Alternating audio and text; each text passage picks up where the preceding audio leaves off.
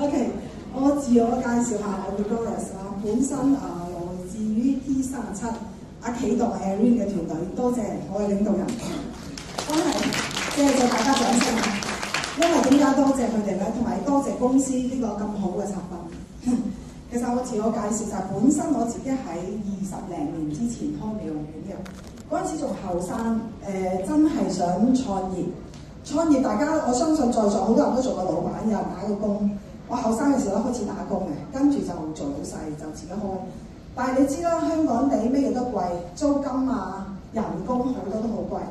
咁過往嘅我咧，我哋都責任重嘅，好勤力嘅，將所有嘅精力由朝頭早10點做到夜晚12點。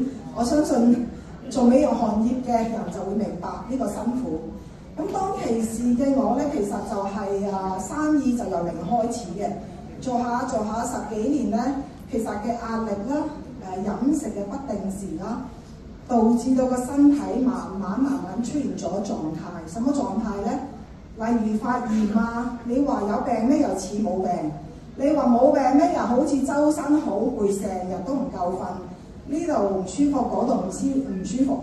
咁當其時出現咗咩問題咧？其實係喺10零年前咧已經開始漸進出現咗，個人瞓覺啦，個鼻開始呼吸唔暢順，有啲塞。咁我就覺得睇醫生啦，醫生就話：咦，你鼻竇炎喎，鼻息肉脹大。咁你可以做手術切咗嗰嚿肉喺左邊鼻，咁佢但係咧，如果切咗佢之後咧，佢都有機會再生翻嚟。咁我就諗啦，切咗又生，咁不如冇切啦，仲有另外一邊啊嘛。咁啊繼續呼吸，繼續做嘢。咁當其時就隨住個時間一路過啦，個鼻100%塞晒，塞到咧係一滴都呼吸唔到，即係冚住呢邊咧，呢邊就係零㗎啦，空氣入唔到。咁漸進唔理佢之後咧，就再睇再跟住咧就問題嚟啦，耳仔開始聽力聽得唔好，就開始咦人哋講嘢咧，我就要咁樣聽。咁嗰啲人，我最記得我阿媽曾經問我：點解你聽嘢會咁樣，就好似啲聾嗰啲人咁樣？我就發現咦係喎，我幾時變咗呢個動作，我自己都冇感覺。原來當你聽唔到，你自然就向前咁樣轉耳仔啊！咁當其時我先發現漸進，跟住睇醫生，有一日頭暈，咁醫生就懷疑我耳水不平衡，我有頭暈，跟住我照咗之後咧就發現，原來呢邊通個耳仔裏邊咧有個0.2 mm 嘅瘤喺血管裏邊，咁呢個講緊係10多年前嘅事啊。咁嗰陣時就覺得醫生話你每年翻嚟照啦，咁我再照咧，照住個4、5年，每年 check 住個耳仔嗰個聽力啊，就每一年都向下降。足之去到大概6、7年前咧，左邊耳仔係100%失聰，去到聽唔到電話。即係總之你坐喺我呢邊聽，我呢邊講嘢咧，我係完全聽唔到你講乜嘅。如果環境稍微嘈少少，我要轉個耳仔過去聽先聽得到。所以呢個情況而家後期去到咧，我睇醫生，醫生又幫我唔到嘅，冇嘢可以做。咁我諗，咁我睇醫生都冇用啦，咁我就繼續努力拼搏。卒之去到2017年年尾，我媽咪離世。咁嗰陣時我就真係覺得人生咧，究竟為什麼咧咁拼搏？我就諗起我阿媽曾經講過一句説話，都唔知你得定係失，你咁搏殺。但係你要明白，開一個檔口咧，唔係話你想唔做就唔做嘅，因為你就有10個8個員工，你仲有個鋪租係嘛？你係咪繼續要頂住上？你由0開始去到10幾年，你嘅生意係最好景嘅時候。我曾經媽咪未走嘅時候，我問過佢：阿媽，不如我見到你成日都有病咧，我想唔做美容院啦，陪你好唔好啊？佢話唔得，你書又讀得唔多，你咁辛苦累積10幾年嘅生意，而家咁好景，你點會？我唔想累你哋。咁佢就叫我繼續做。但係當我阿媽走嘅時候咧，我就好後悔啦。後悔咩咧？我根本就唔應該，真係我嗰陣時我媽咪喺大陸，我喺香港，咁佢幫我養大個女，咁我就會覺得哇，人生真係話走就走。嗰陣時得個講緊78歲，你話又唔係好老，又唔係好後生，但係其實而家回想翻，如果有呢個產品，有機會幫得到我媽咪，即係我肯定。點解我咁講咧？好似當我嘅情況出現，有瘤咧，耳仔有瘤啦，去到子宮有瘤啦，跟住我媽咪走咗之後咧，我係立即真係決定放棄我間美容院，幾心痛都好，我問自己一個問題：我想要錢嚟要命。你知唔知我喺攰到點啊？我瞓喺張床度咧，我係一啲力氣都冇啊！即係等於好似真係就嚟死嗰種感覺。如果我再唔停低間美容院咧，我可以話俾你知，我有錢真係冇命享，去到呢種情況。所以當其時嘅我咧，就嗰種感觸咧，就開始休息。但係點知休息咗之後咧，正常你係咪以為唔使做就會好翻啊？又遇到一個更年期，就導致咩咧？我係睇住自己萎縮嘅。你而家睇我一啲都唔似病係嘛？但係我已經食咗呢個產品啦嚇，2年零3個月左右啦。咁咧呢個過程中嘅 before 嗰2年前嘅我咧，係萎縮到咩情況咧？係得皮包骨啦。咁我做美容院有儀器咩都幫唔到噶啦，啲眼皮係跌晒落嚟啦，嗰啲皮膚咧係見到皮包骨嘅，就啲腳面都係。跟住大小便咧係有失控嘅情況，可能飲食不定時導致腸胃好差。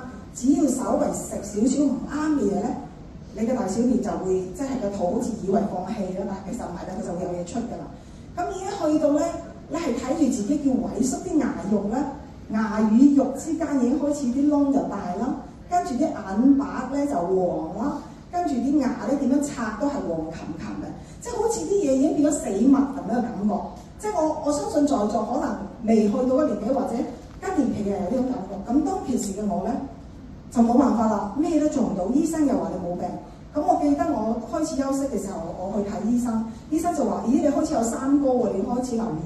咁當其時嘅我仲有一個 case 就係心臟，我嘅心臟咧係隔1個月左右咧就會揦住痛幾秒鐘嘅，但係我都唔怕死喎，唔睇醫生，因為我係冇精力啊，淨係想瞓覺嘅啫。嗰陣時休息咗5年係完全食完瞓完食咩都唔做嘅。但係個心臟試過有一次朝頭早揦到咧。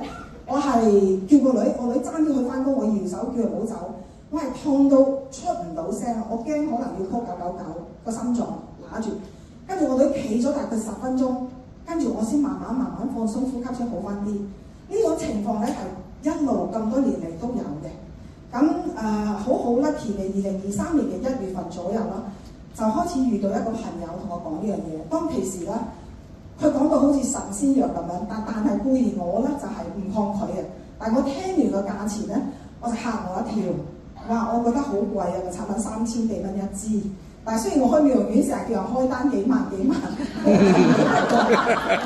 但係我發現到自己揞錢嘅時候好心痛啊。但係仲呢個真係真實嘅感覺。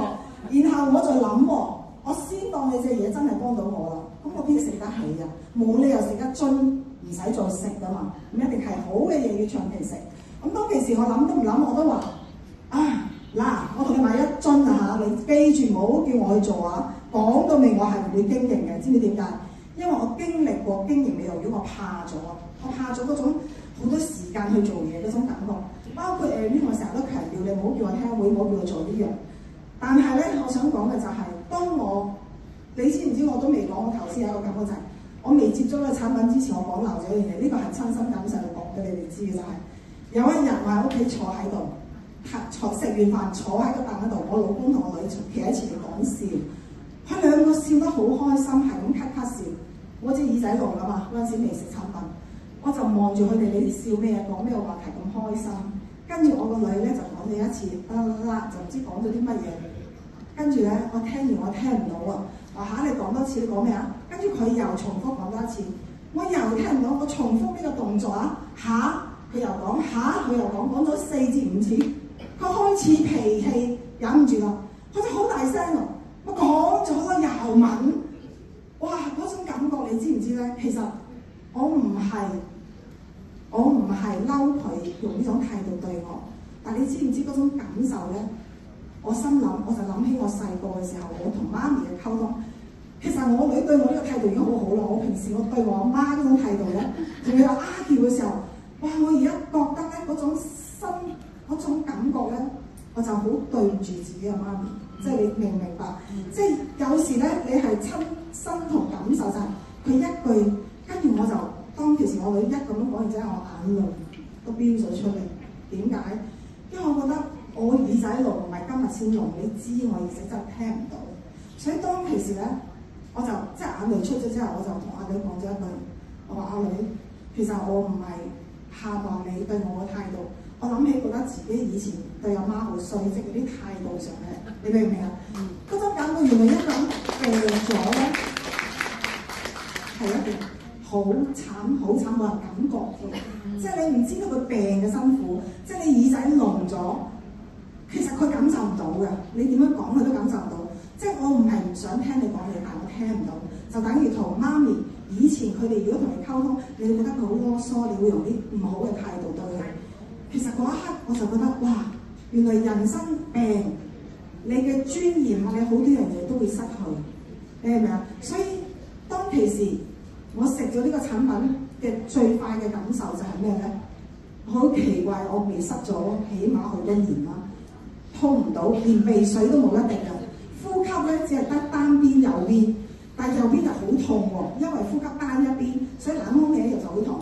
當我最記得我第一晚5點鐘，我最好記得食2粒產品嘅時候，第二朝起身，神奇嘅就係我鼻開始有鼻水出，所以我就覺得哇，連阿啟動啦、Erin 啦，佢哋都唔信嘅，因為佢哋都好新，我諗都係我就同我自己跑上，我最記得嗰陣時公司喺天文台道嗰度，我自己跑上去。我就想睇下呢間咩公司當其時，咁我就見到我嗰個上線坐咗喺度，我就話：希動啊，個產品好似都 OK 喎，我隻鼻咧從來都冇鼻水出嘅，我第二朝瞓醒我就有鼻水出，咁我就好興奮嘅，我仲記得同我先生同我女講，你知唔知我先生講咩？呢啲你心理作用啫，佢就咁講。咁我個女就話：你一定係俾人呃咗啦。咁我話係得啦，你哋唔使講啦，我自己嘅身體咧，我自己先知。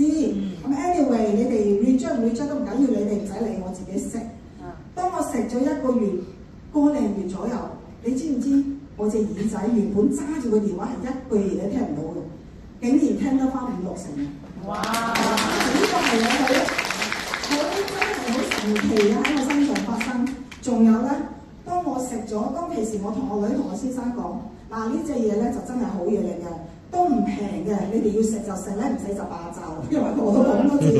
咁我先生講咗一句：好啦，我食1個月嘅咋，1個月嘅咋，我之後就唔食㗎啦。我個女話：你都唔知係咪堅嘅，你講嗰啲嘢，你食咩都好㗎啦。嗰陣時咁講，我唔理佢咯。咁但係咧，我先生食咗，我覺得最特別嘅地方就係、未食呢個產品嘅頭半年咧，佢係每晚咧已經去2-3次廁所嘅，收緊每日爬起，同埋自己咧洗底褲掛喺廁所㗎。我以前就未見過嘅，但係我都幫佢唔到㗎嘛，因為佢又唔講，我又唔會刻意問啲面子問題，又費事。但係我睇到食咗大概2-3個月後咧，佢本來話食1個月啊嘛，停啊嘛，但佢竟然唔停喎，繼續食，佢又唔講。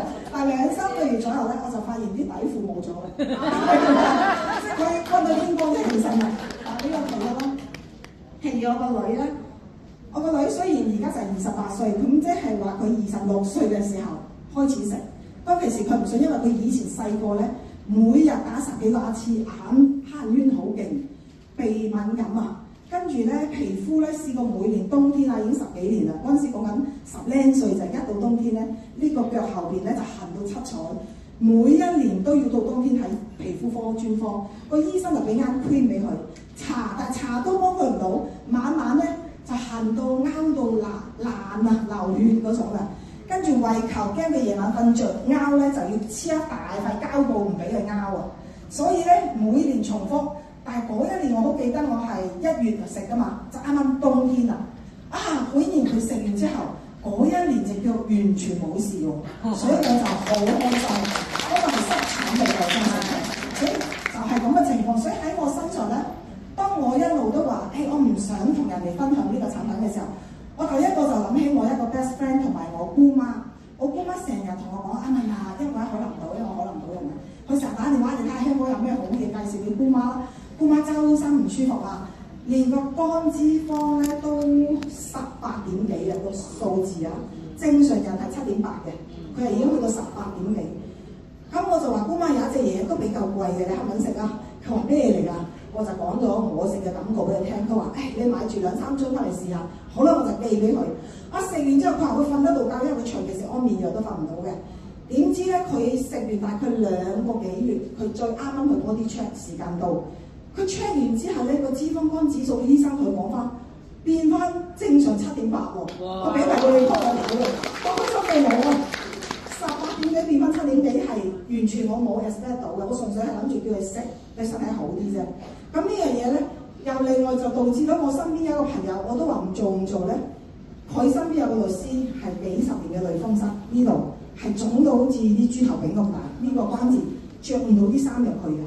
但係開始佢都唔係好順，但係基於我個朋友同佢講啦，咁佢就試下啦，即係試下食。點知原本醫生話佢嘅身體裏面嗰個血管咧，個血裏邊嘅重金屬佔咗90%啊！未食得產品之前，個醫生有一日同佢開好多藥、好多健康產品俾佢食，而同一時間去接觸到呢間公司嘅產品，佢就喺度衡量我應該食邊隻先。當其時佢選擇咗呢類嘅產品，就去食。食咗嗰個例如之後，再去睇翻個醫生，個醫生唔知道佢唔食西藥，就同佢 check 完之後就話：哇，即藥好啱你喎，你個重金屬已經冇咗八成啊，係冇咗8成啊，所以我好開心，嗰日即刻喺醫院出嚟打俾我。嗰晚啱啱我哋小組有一個產品介紹會，佢就親嚟行上嚟，佢係平時行都要扶住手柄，同埋佢有殘疾人士個證泊車位嘅，佢嗰日上到嚟分享，好開心講俾大家呢樣嘢。所以我個心態就係唔理我經唔經營呢個產品都好，其實一個更好嘅產品，如果你唔吝嗇去話俾你身邊嘅朋友，千祈唔好有一種心態話：哎呀驚佢誤會我，或者佢想賺你錢啊 ！No， 即係我好感恩。如果嗰陣時我媽咪未走，有人同我講咧，我可以話俾你知，我一定會買，因為當一個人病到咧，乜嘢醫生都幫佢唔到嘅時候咧。佢會有機會試唔試係佢嘅選擇，但係你講唔講係你嘅選擇。所以如果你唔講咧，今日如果我個朋友嗰陣時唔同我講呢樣嘢咧，我肯定話俾你知，我瞓喺屋企都唔知會唔會有今時今日呢個樣，冇可能嘅真係。所以我就覺得好嘅嘢不妨去分享。心理上又好，你覺得人哋賺你錢都好，你嘅心係真係為佢好嘅，佢自己遲早會有感覺。所以咧。我嗰個朋友介紹呢個律師嗰個咧，喺短短我1月入會，佢跟住2個月入會之後咧，佢10月份就上咗飛馬啦。哇！所以我就覺得一個不經意令到佢都唔係諗住做佢得嘅生意人，做出口生意嘅佢今次都同我一齊帶埋佢個朋友，兼帶埋佢個仔一齊去波蘭，仲要佢個仔話將來嚟緊想全職。所以你可想而知，呢個產品真係幫到身邊太多嘅人，就唔關乎你賺唔賺錢事。